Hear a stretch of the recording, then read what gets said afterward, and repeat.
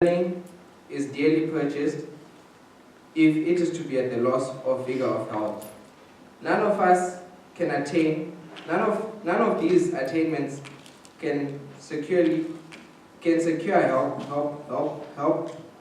None of these attainments can secure happiness if healthful is not wanting. Their health should be as sacred. Their health should be as sacredly guarded as the character. Remember that character is the one that are taken to heaven, so it's just showing us how important health is. Our physical, mental, and moral powers are not of our own, but lent of God to be used in His service. Right? The more perfect our health, the more perfect will be our labor. The importance of health of the body is to be taught as the Bible requirements. So here we see that Jesus surely cares about our bodies, because if we read 1 Corinthians 10 verse 31, can someone please read it for us?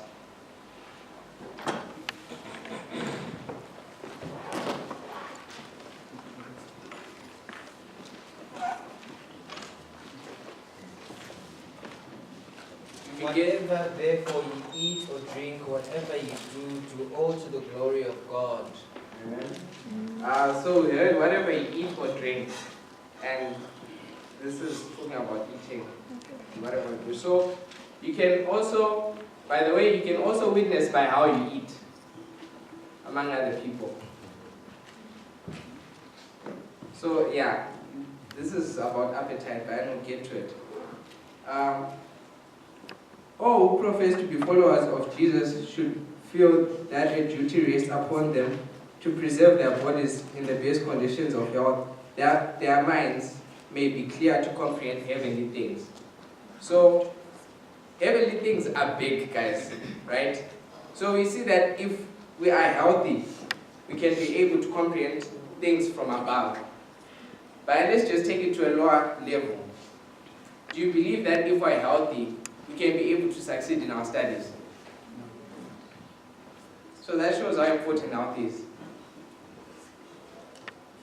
I can explain this by talking about anatomy and physiology, but then due to time, I would have to leave it by the side.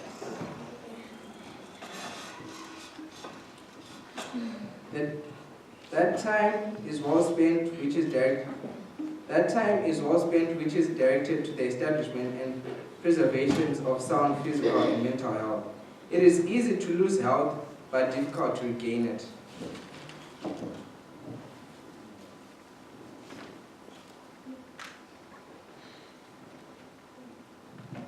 Perfect health depends on perfect circulation.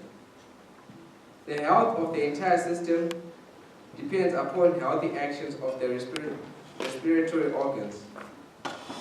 If we would have health, we must live for it. So we realize that health is a choice and we must maintain it.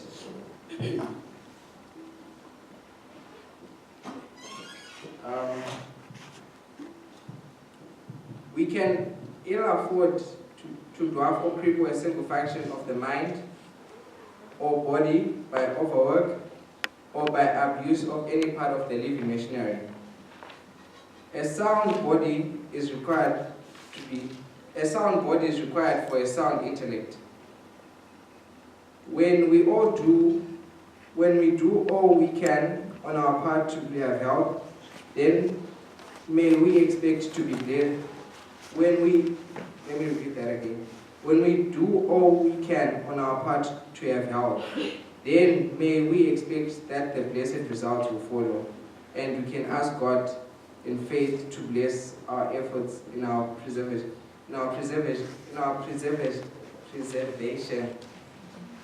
of health. Sorry, guys.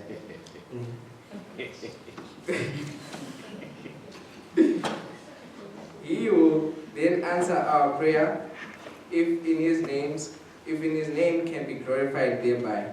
But let all understand that they have work to do. God will not work in a miraculous manner to preserve the health persons who are taking a sure course to make themselves sick. A careful conformity to the laws God has implanted in our being will ensure health, and there will be no breaking down of the Constitution. Some may ask, how can we preserve health? So, the answer is, you cease to transgress the laws of your we cease to transgress the laws of your being, meaning that obedience to God's law. We cease to deprive appetite, eat simple foods, dress healthfully, and yeah. So if we just do the simple things, we can become healthy. Because about dressing, I do pharmacy, but what I discovered is, if you dress tight things like and you're eating, hence that's why you realize that people get GIT reflexes, which is like after eating, like get like heartburns. So basically, we should let our bodies be healthy and let the food flow. Many are suffering in consequence of transgression of their parents. They cannot be censored from their parents' sin, but it is nevertheless their duty to ascertain wherein their parents violated the law of their being, and wherein their parents' habits were wrong. They should change their own courses and place themselves by correct habits in a better relationship to health. The harmonious, healthy action of all the powers of the body and mind results in happiness. The more elevated and refined the powers, the more pure and unalloyed the happiness. The aimless life is health. The aimless life is a living death. The aimless life is a living death. The mind should dwell upon the themes relating to eternal interests. This will be conducive to health of the body and mind. God has pledged himself to keep this living machinery in healthful action, and if human agents will obey his laws and cooperate with God. Amen. That's the reading of our Bible. Amen.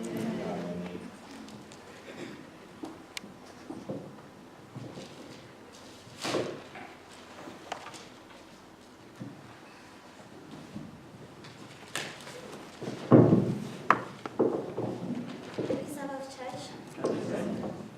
The missionary story for today is from Japan by a woman called Teresa, and I'm going to be reading it in your hearing.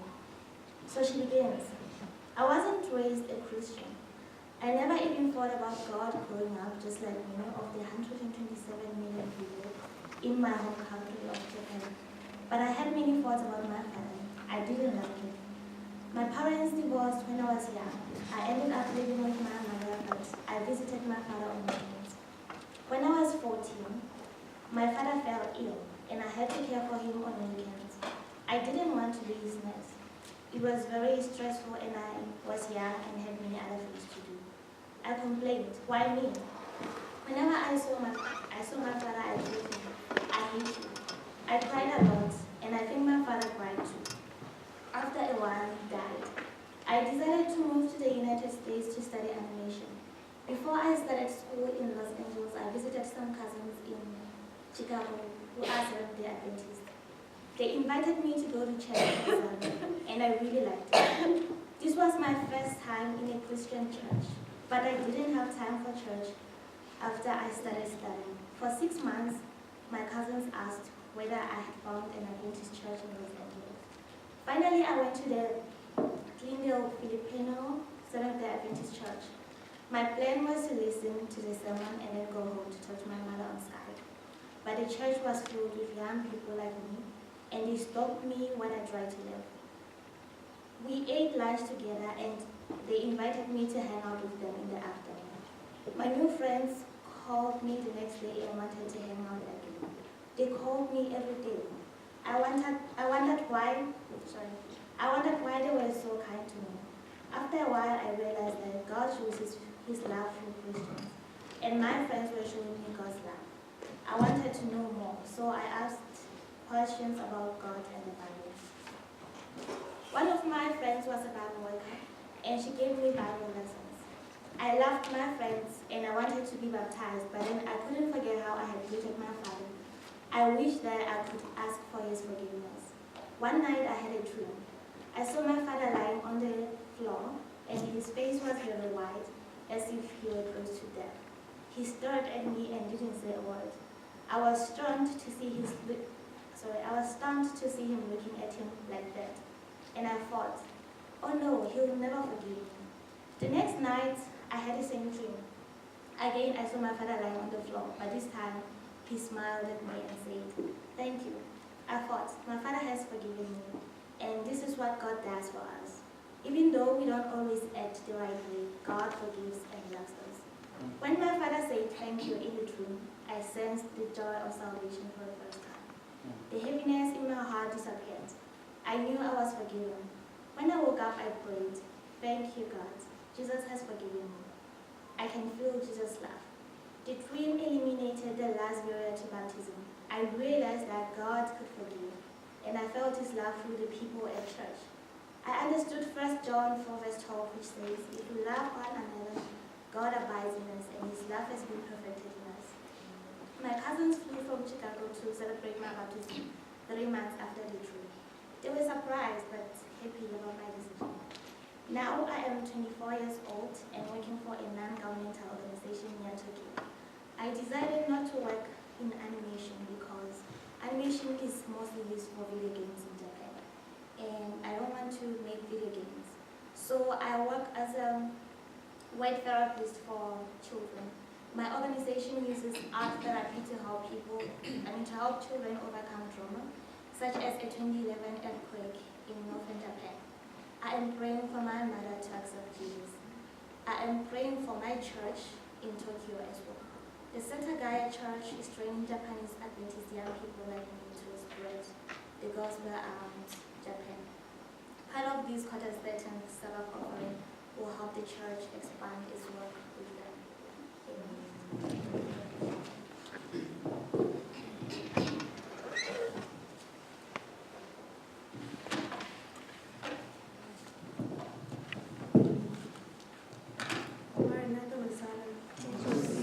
I'd like to put you all in the wonderful name of our Lord and Savior Jesus Christ. Amen. So today, as the Sabbath school panel, we are going to link our theme of the year to some characters in the Bible. So since it's Women's Month, I decided to focus on Esther. So who was Esther? Esther was a young girl. She was an orphan. She was Jewish. And in that time, we knew that the Jews were prisoners. And she was from a minority group. And because of all these things that describe Esther, we can say there's not much hope that she can be linked to anything that is good since she was a prisoner. But then, because God had plans for Esther, she managed to grow through all those burdens, and she did not let the circumstances draw her back in whatever that she was doing. If we look at Esther, Esther is described as someone who was beautiful. And God did not beautify Esther just for his sake, but for the sake of the Jewish population. We also get to think that sometimes we are not paid off some things because of our backgrounds, be it our social class, be it our economic class. But God's plans for you do not look at what you have, who you are, or what you've done before. But we personally need ourselves from working out God's plan. And how do we lead ourselves? We look down on ourselves. We expect some people to do some things. We act like some people were created to do things that we were not created to do. If you also look at Esther, we realize that she had the first pot of call. I want to ask you something today. Do you have a first pot of call? And who is your first pot of call? The crisis that Esther faced demanded quick, earnest action, but she and Mordecai realized that unless God should work on their behalf, their effort would be unavailing. Esther knew that fasting and prayer would bring clarity and hope for deliverance. When you face situations, who do you run to? What do you do? Who is your point of call? Being confident is good, but you mustn't be overconfident. Make sure God is in whatever you do. Because unless God builds the house, the builder labors in vain. The other reason why I chose Esther is because of her courage. So I'll ask someone to read for us Esther chapter 4, verse 16.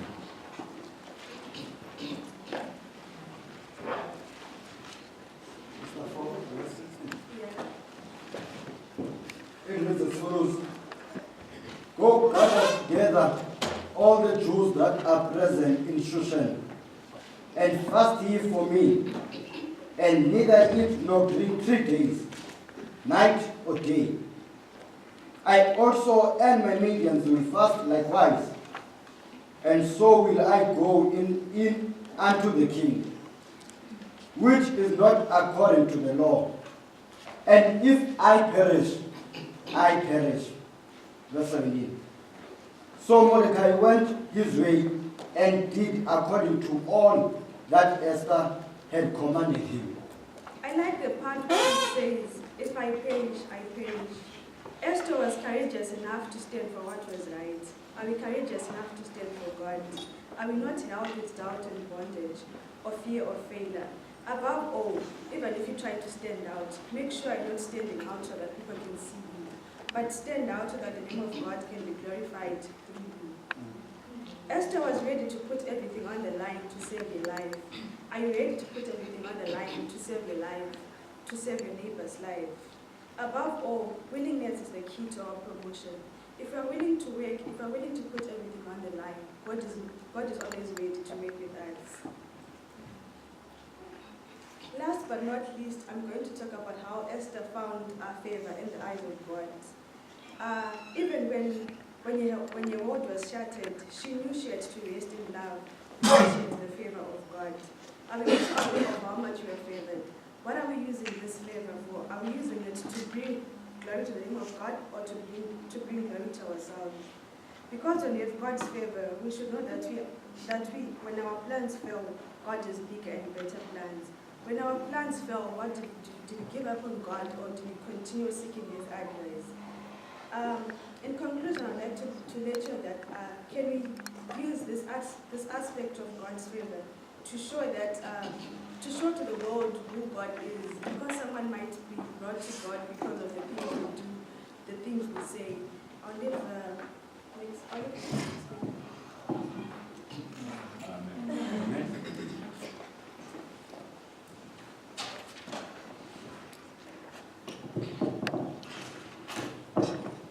I greet you all in the wonderful name of my Lord and Savior Jesus Christ. Amen. Amen. Maranatha, Masala. Yes. Gosiet Ied.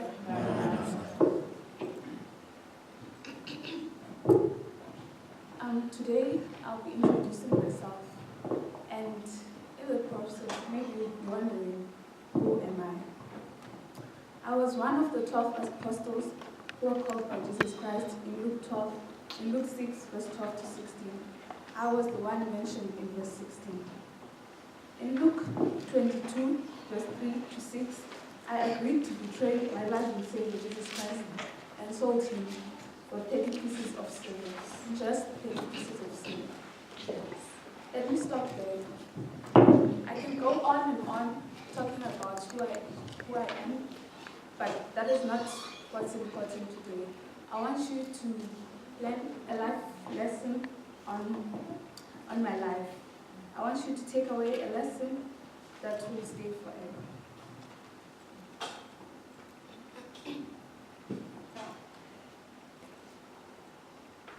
Here's my story.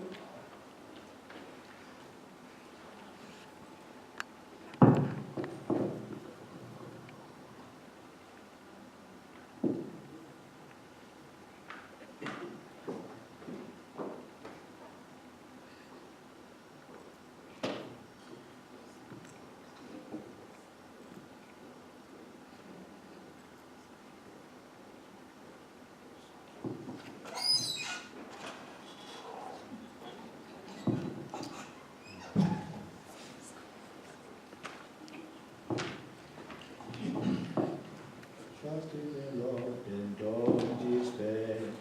He is a friend so true. No matter what your troubles are, Jesus will see you through. Sing when the day is bright. Sing through the darkest night. Every day on the way. Let us sing, sing, sing. Trust in the Lord and don't despair. He is a friend so true. Hallelujah. No matter what your troubles are, Jesus will see you through.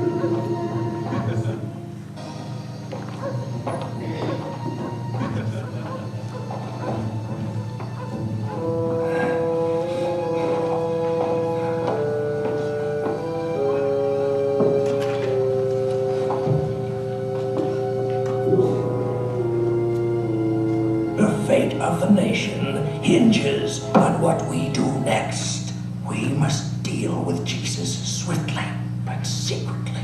We must avoid witnesses. Yes, yes, but how do we get to him? Caiaphas, there's a man outside who says it's urgent you see him. Very well, bring him in. Come in then, quickly, quickly. What's your business, my son? I understand that you seek Jesus of Nazareth. And if we do, I'm in a position to deliver him. What's your name, my son? Judas. I am one of his closest and most trusted followers. Are you certain he trusts you? Would he put me in charge of the money if he didn't?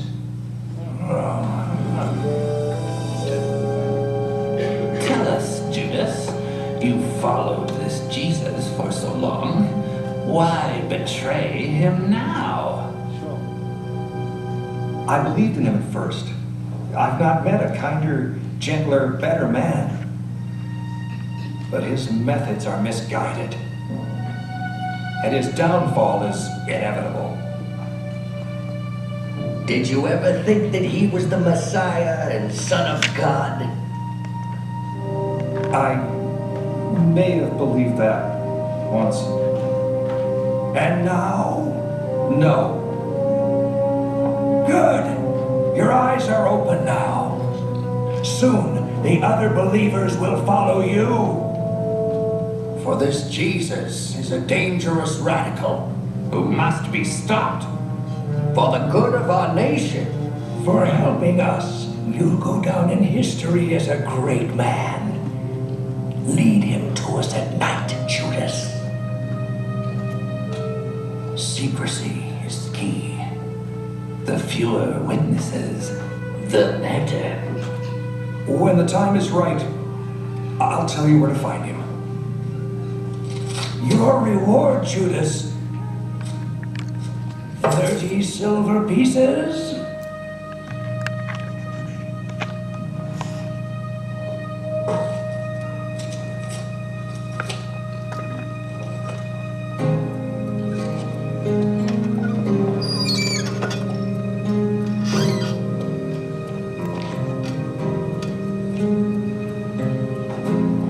Oh, Judas, you sold him out. What made you do it? What's it all about? When did it all change? What made you stray? Why the sudden change of heart? What drove you away? As the silver pieces jingle inside your money purse, do you feel any richer? Or do you feel much worse? What were you thinking? Just what have you done? friends all trusted you. Now you betrayed everyone. Oh, Judas, what's it all about? Oh, Judas, you sold Jesus out. You're a backstabbing, sneaky, two-faced crook. That's how you'll go down in every history book. Oh, Judas,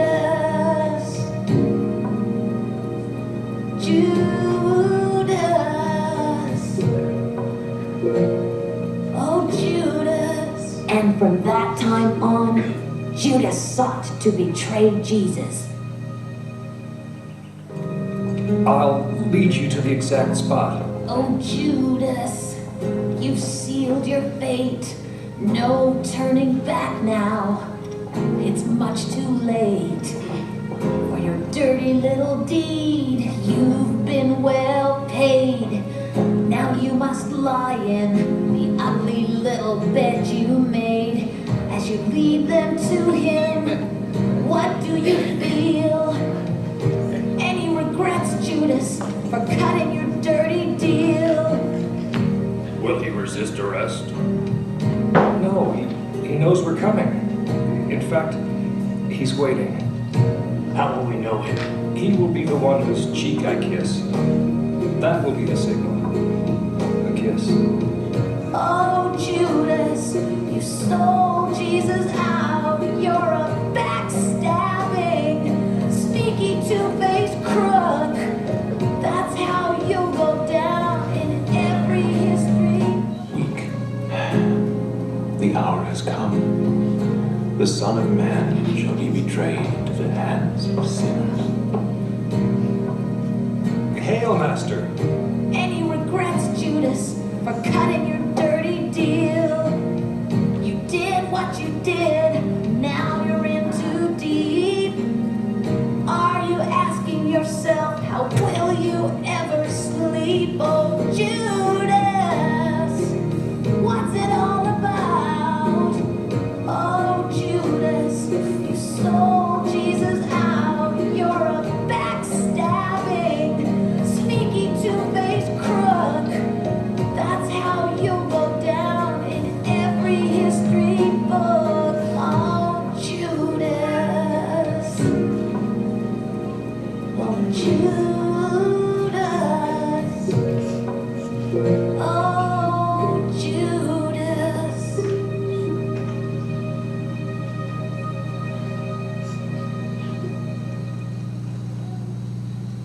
Judas, do you betray the Son of Man with a kiss?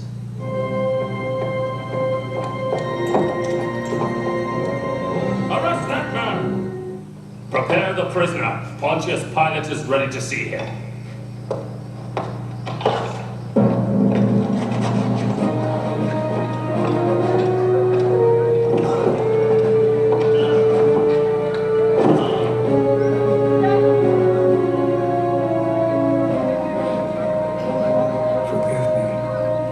Forgive me.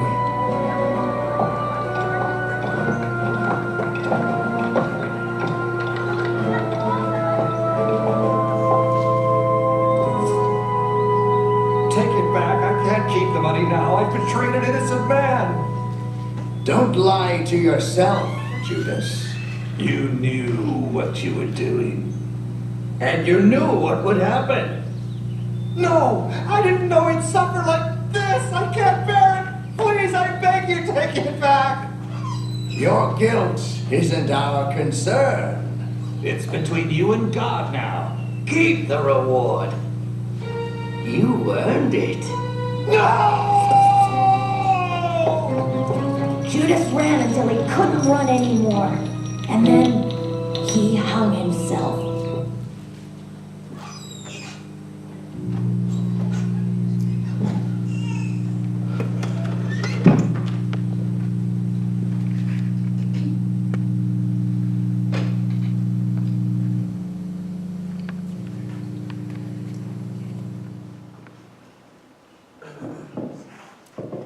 It was too late for Judas to turn back once the whole plan of betraying Jesus was finalized. But for us today, we are fortunate enough to to learn from the story of Judas.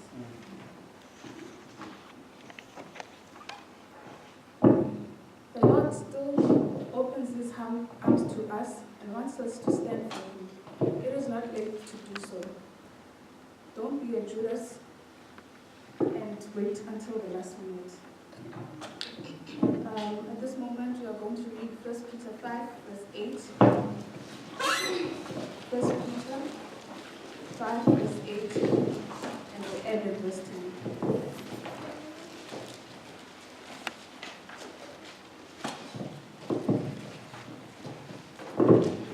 Be alert, be on watch. Your enemy, the devil, roams around like a roaring lion, looking for someone to devour. Be firm in your faith and resist him, because you know that other believers in all the world are going through the same kind of suffering. Verse 10. But after you have suffered for a little while, the God of all grace, who calls you share his eternal glory in union with Christ, will himself perfect you and give you firmness, strength, and a sure foundation. Brothers and sisters, today it's time to lift up our heads because redemption draws nigh. Amen.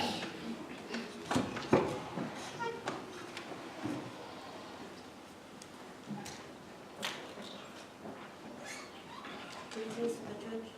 Greetings to the church. Amen. Am I audible?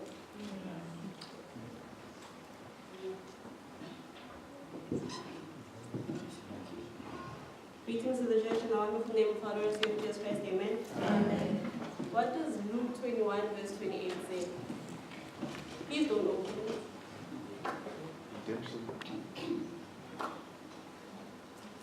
Luke 21 verse 28, anyone? Lift up your heads. So you don't know it. Okay. There's a picture of Moses that is being projected. And what is he doing? What do we see? He's looking upwards, right? Looking up is a doing word, right? It's a verb, it's an action, it's something that you must do.